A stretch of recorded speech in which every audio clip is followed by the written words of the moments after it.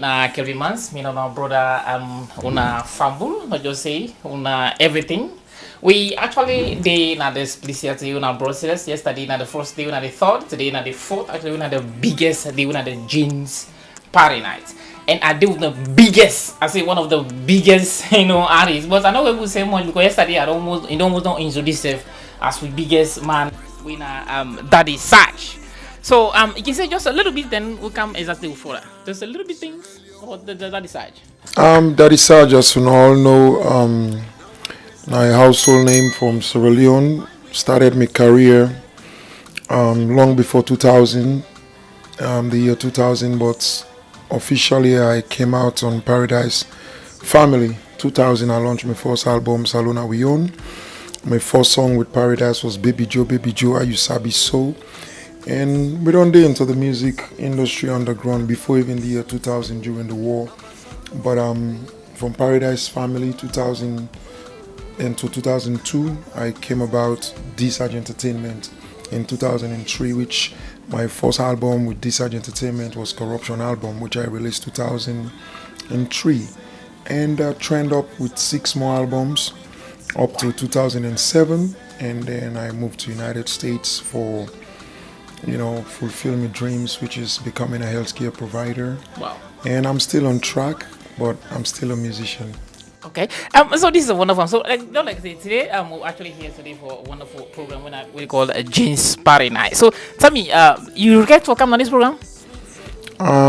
This program was a honor and privilege for me to be at, as the organizers then are people that we then get dream and goals for support the music industry. Salon music industry don't they in a challenging moment where politics and lack of support don't destroy the morale, of musicians, that to the point where you have to be a beggar to a politician or whatever. The career much doesn't pay off on its own, and it's tough. And to the point, the people who are the fans, they then turn sideways and give more support and love to Afrobeats, Nigerian music most of all. They destroy the revenues of the artists. But this show is a revolution, this event. Revolution, not military revolution, not something of chaos, but something of unity, bringing artists together to perform and entertain, and Sierra Leone people celebrate life and fashion and style, and that's it. Wonderful. Yeah. Wonderful. So I just want to ask this question. So what thing actually trigger you and what thing urge you for you actually attend the show? As I say again, the team we put these events together, and the type of artists and the type of crowd and the goal of the show, make me see them as something I'll be proud to be part of. And when they call me, I look at everything, I'm like, this is what I want to be part of. There's nothing political, there's nothing anti or partisan. It's all about unity. The show is not arranged or organized to attack a political party or opponent or opposition no, it has nothing to do with politics. It's just love. It's just love. So that's enough for Big Mikaya to perform. And I love the crowd, I love the support, I love the tempo, I love the morale and the respect. And they honored me, they respected me, they treated me like a musician, like a legend. They treated me like a professional. And that's what I love. And I see all the same with all the other musicians that we come. It's not about money, it's not about competition, it's just about love for something. You can face criticism. Criticism in what? In your career, like in the music industries, like from where you start, you can face criticism normally. If they not criticize you, that you're not important. So I have faced criticism for not even for leaving music and going to focus in academia. People get angry.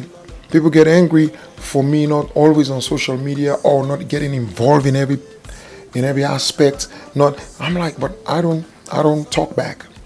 I'm a lyricist. So how do you The microphone. so how do you handle criticism? I handle criticism by learning and listening and taking what makes sense and what matters and implement it on myself and my career and my status quo, not to go back and fight on social media like I see people do now, the drama thing. Maybe they don't get much for do with their life. That's why I don't have time for that. When people criticize me, I go and read the comments, I look what's in the try for say and take the sense out of it. We Creole say kapu sense, not kapu word. What it makes sense and relative to me and important for me, maybe it's true, maybe it's not, it doesn't matter. I take what it makes sense and I implement them. If they say that it's hard, you dey waka waka 2 months, I stop for waka waka because maybe they're right. If they say that it's hard, you dey wear blue clothes 2 months, I say, you know what, okay, la left for wear blue, la mix and now they wear orange. It's just, you just learn. That's how you fight criticism. Not as somebody says something, but you don't go on social media, go live, you begin curse, you begin talk, you begin be defensive, you make yourself like a clown. I'm not a clown. I'm a professional. I'm a lyricist. I'm a lyrical warrior. Okay, I'm an activist. I don't play. When you give me the microphone, that's where I talk. I'm not a blogger. I'm a musician. Okay, and I see musicians they try to be blogger. I'm not one of them. I don't talk. I don't argue. If it come to cam, I take the law. I sue you. I have lawyers. Okay, or I'll try to reach you out to you in a more diplomatic way. You know, there's so many ways to fight. If you want to come into my personal life, which nobody no ever do. Nobody never attack me picking on my personal life. You attack me music life, good. You're right because I'm a public figure. So I get right to criticism. People then get right for criticize me. So, what is the best advice you don't ever give to yourself? I mean, what's the best advice you've ever give to yourself? The best advice I've ever given to myself is to, at the peak of my career in music, and look at the skies and say, you know, is this sustainable? Because the income in salon music and the sustainability are very shady and unpredictable and insecure. And I make a decision for go school. I don't finish high school because I don't be able to pay for me. I grew up in war. It was terrible. It was a mayhem for me growing up. It was war. I go school barefoot, St. Anthony, secondary school. I able to sit GC. I don't be able to pay for me. You know, my mama and papa, they're old, they're poor, they don't get nothing. You know, my life was struggle. And I'm not able to finish even secondary school. Then, after the war, you know, with the pen life, that's how they eat. God blessed me with talent. I became a big musician. I made it all the money, all the wealth, all the fame and everything. Then, I continued with that, but I felt like there was something missing. I need security. I need education. Maybe I can be a president later in life, or maybe I can be a leader of some big company organization. I need the education, not just the music. So the biggest decision I ever made was to go back to school. And today, I completely earned a bachelor's degree. Soon I'll complete my master's and my PhD, which I'm working on right now. Wow.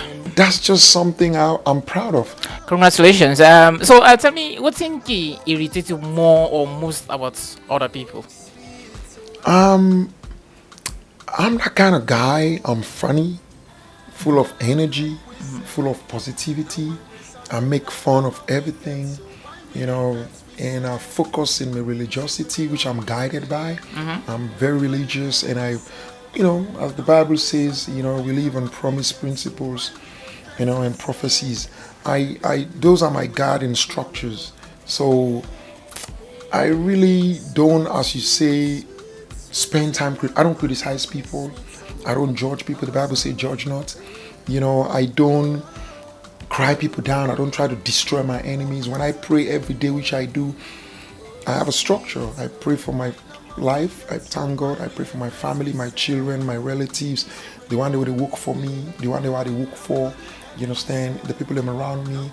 And lastly, I always pray for me. After I pray for my siblings and relatives, I pray for my enemies, them. May God bless them, show them the light. You know, turn them heart around. Whatever they plan when not bad, turn them good.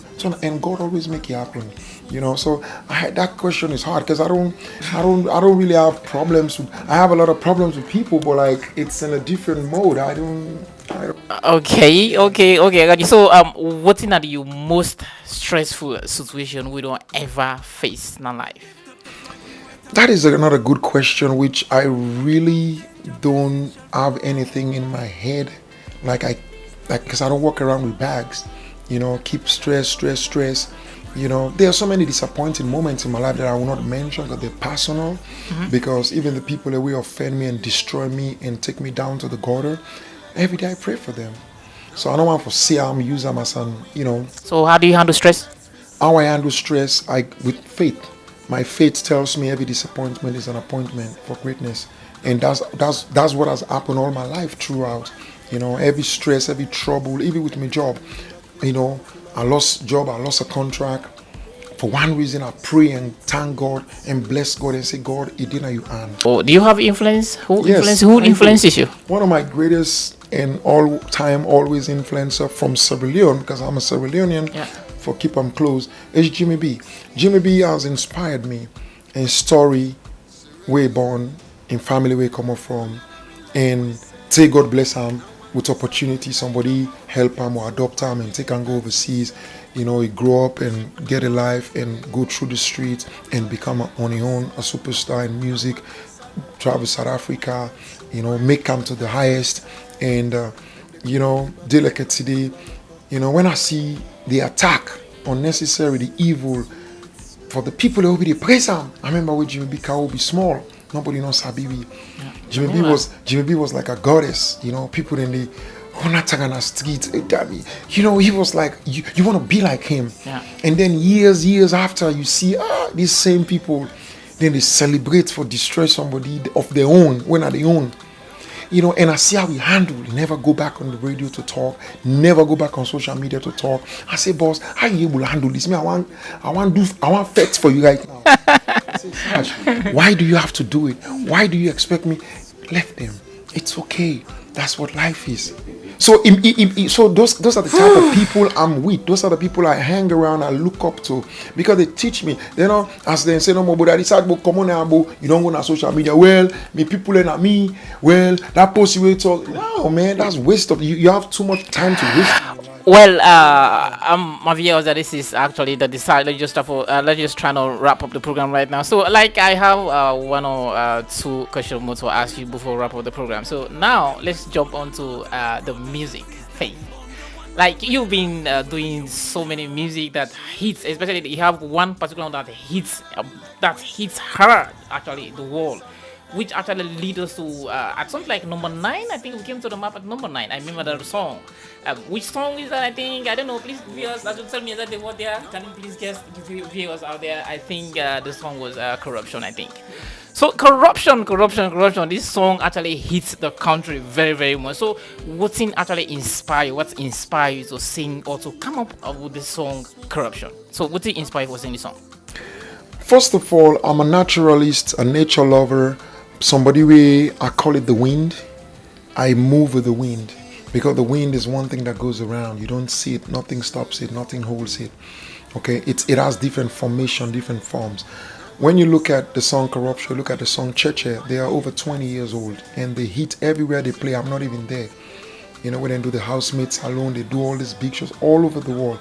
People will jump up. It's like, this song is so old. Well, the reality people ask, they want to know, what inspires you? You know what inspires me? Nope. The people, what's going on. I did not sit home and by myself and be like, let me write a song. Like you're writing a song about love. So you just think about like the situation of the people in the country. I don't think. It's what the people say. So it's what the people so what talk. You heard from it's the what the people complain about. It's what everybody's talking about. I put it into music. I never said anything there. Wonderful. Tiffy, Ayampi, Mied Boss. All of these. Okay, be out there. And musicians, that's your job. Listen to the people. Of course. Not just what you want to, because some political party or some minister gave you some money do something. No. Say what is out there. It sells itself. You don't have to. It sells. That's what people say. So why do you decide to name it Corruption? Because corruption was the word that everybody was trying to talk about. They don't know how to say it. They just say, this country so thief. Then people are like, no more. People did not know the word corruption. The educated ones know the word is corruption, but the word corruption was not marketable. There was anti-corruption commission, but they did not market the word corruption enough. People were just saying the words. They compromise it. They just canvas it. Yeah, they to change it to another word. Diamond, stone. Yeah. You know, so that man kill full man. You use all this stuff. I never said it. It was already said by the street.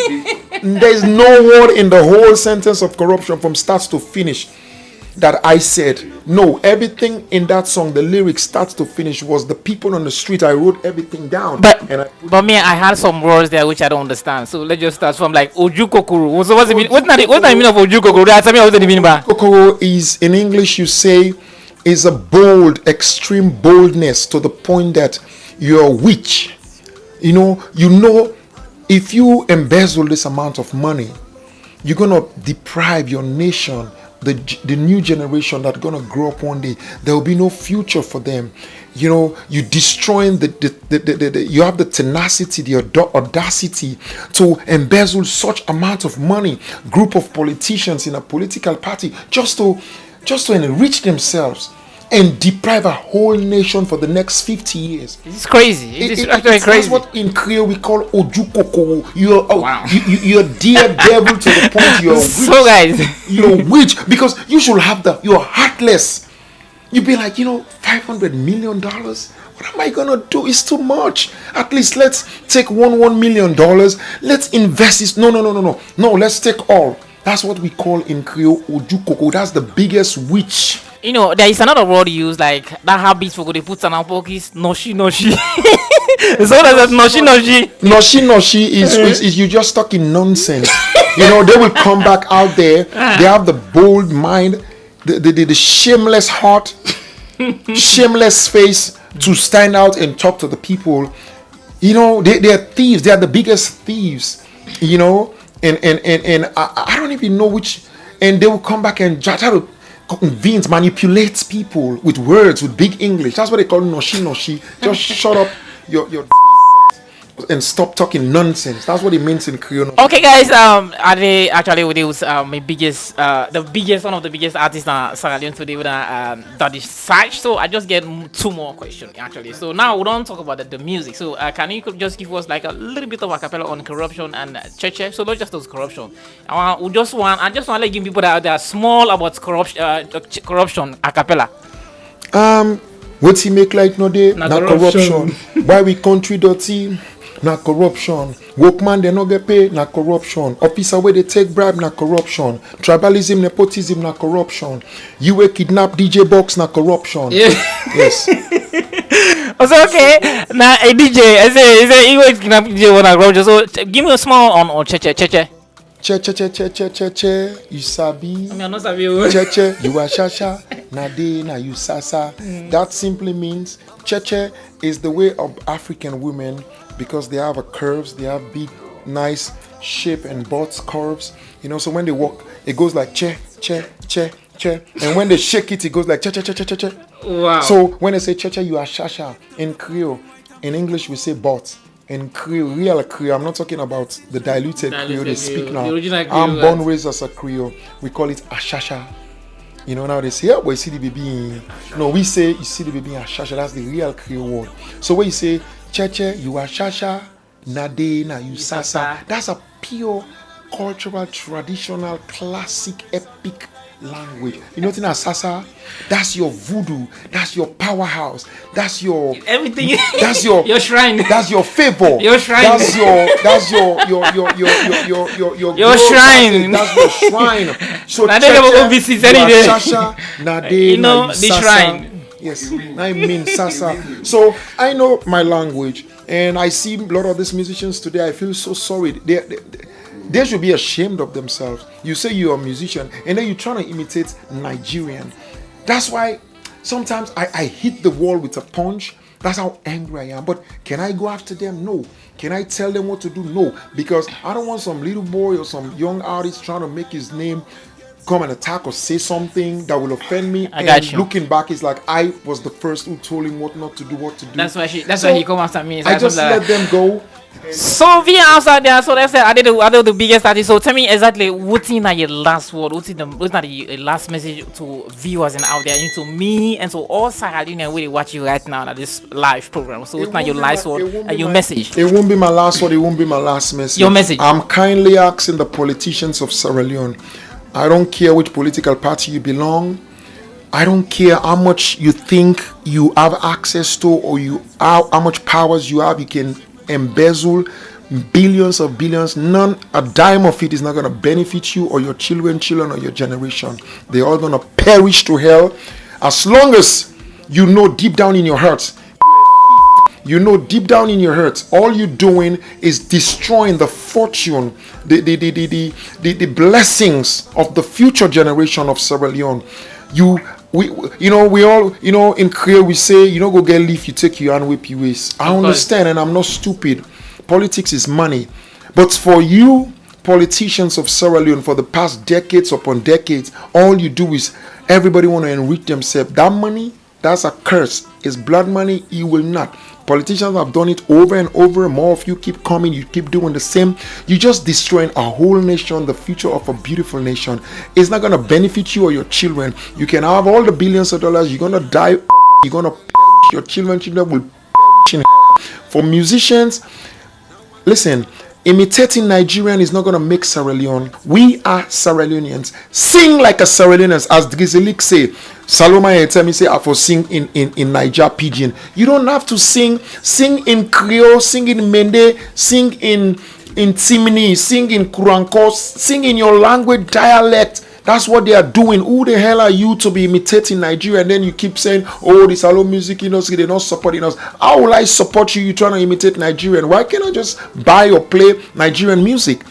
Please, let's believe in ourselves. When we started the music industry, Jimmy B came, 2000, Paradise Family, there was no music in Sierra Leone. There was no musician in Sierra Leone. We started from the gutter. We have nothing to look up to, but we look up to ourselves. We look up to fresh view, fresh innovation, fresh ideas, and we made music. We made millions. We made money. We traveled the world. We brought jobs. We brought life back. We brought happiness. We brought pride to Sierra Leone again. Okay, so that's what I expect from you guys. You are an artist. You have a gift. You have power in your hands, in your tongue. Stop imitating. You are not Nigerian. You are Sierra Leoneans. Believe in yourself. Believe in what you got.